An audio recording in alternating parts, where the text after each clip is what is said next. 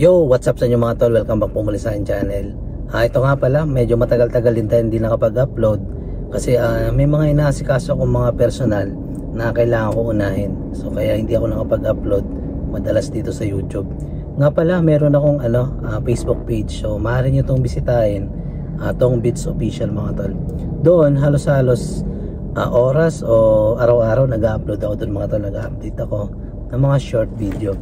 So ito, pag-usapan natin update sa TNBS, tapos una at update sa TNBS nakitaan. Pangalawa naman yung mga kukuha ng sasakyan tapos ipapahulog boundary o ipapa-boundary. Pangatlo naman, kukuha ng hulog boundary mga tol. So ito pag-usapan natin. So una natin pag-uusapan kamusta ang kitaan dito sa TNBS. Sa ngayon mga tol, nabawasan talaga siya. Kung dati lumalabas ako ng bumabiyahe ako ng 12 oras, kumikita ako ng 4,000 to 3,500. Sa ngayon mga tol, hindi na kinakaya ng 12 oras. Kailangan mo pa mag-extend ng 15 to 18 hours para kumonta ka. So yun mga tol, isa pa yun sa dahilan. Ngayon, sa napansin ko lang at sa pagbabiyahe ko, napansin ko parang ang dami na namin. Kaya kung minsan nagkakaroon ng agawan ng booking. At ito rin yung nakita ko mga tol. Kaya dumami kami dahil din sa pagsulputan ng mga iba't ibang TNC. Kagaya ng Joycar, InDrive, Angkar, marami pang iba. 19 po peraso yung TNC na yan. Ang dami niya mga tol, hati-hati.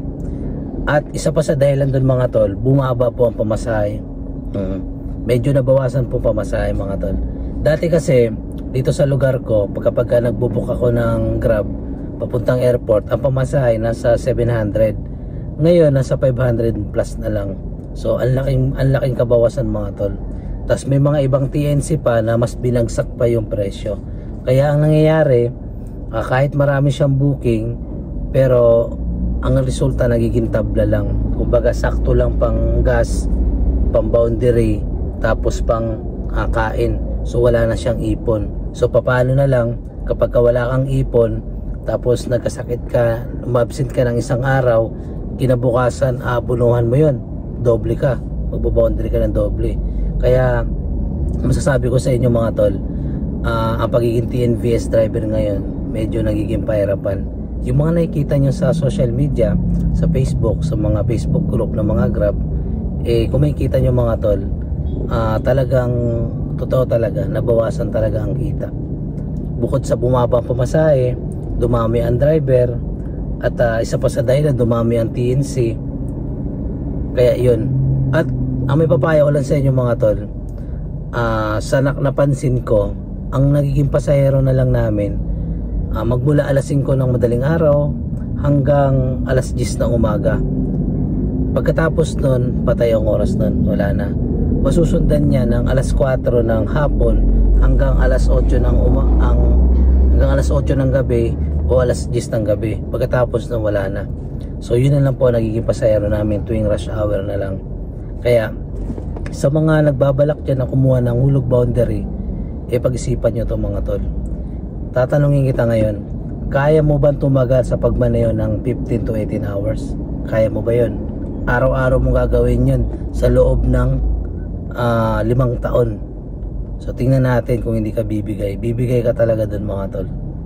At may isa pa akong tanong, kaya mo ba na habaan yung pasensya mo? Lalo kapag kinukupal ka ng pasahero, kinukupal ka ng enforcer, kinukupal ka ng mga nakapaligid sa'yo habang nagdadrive. So kaya mo ba? So kung kaya mo lahat yan, ibig sabihin pasok ka na dito. Oo. Kasi napansin ko, madalas na tumatagal dito yung mga ex-taxi driver, mga ex-tricycle driver, jeepney driver, UB Express driver. Sila halos ang tumatagal. Pero yung mga rich kid o yung mga sanay sa mga gandang trabaho na hindi kagaya sa amin, talagang umaayaw sila mga tol. Yung sasakyan nila pinapaboundary nila. So ganun po yung nangyayari dito. Kasi sa pagiging TNVS driver, bago mo makuha yung income na yan, so kailangan mo talaga siyang paghirapan. Kailangan paghirapan mo mga tol. Kung minsan nakakainis, 50 pesos na pamasahe, papasok ka pa dun sa looban, tapos hindi ka makakapag-maniobra, aatas ka pa pabalik. Tapos 50 pesos naman pamasahe, pipick upin mo, nasa mga 500 to 1 kilometer, 500 meters to 1 kilometer. Hindi ka naman pwede na mag-cancel kung na-accept mo na. Hindi pwede, mababan ka rito sa platform. So yun yung isa sa dahilan na nakikita ko na kung bakit maraming umayaw at nababadtrip na driver. Hindi sila sanay. So yun mga tol. Ngayon, parang nasabi ko na lahat, no?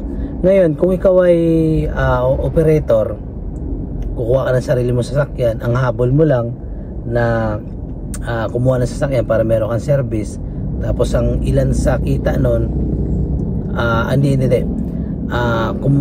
habol mo lang, ikaw ay operator, di ba? Kumuha ng sasakyan, ipasok sa Grab, tapos hindi ka magpo-focus sa Grab, kumbaga ano ka lang, part-time lang. Kumbaga yung kita mo sa Grab ay yung iba nun panghulog. So kumbaga meron ka pang ibang source of income.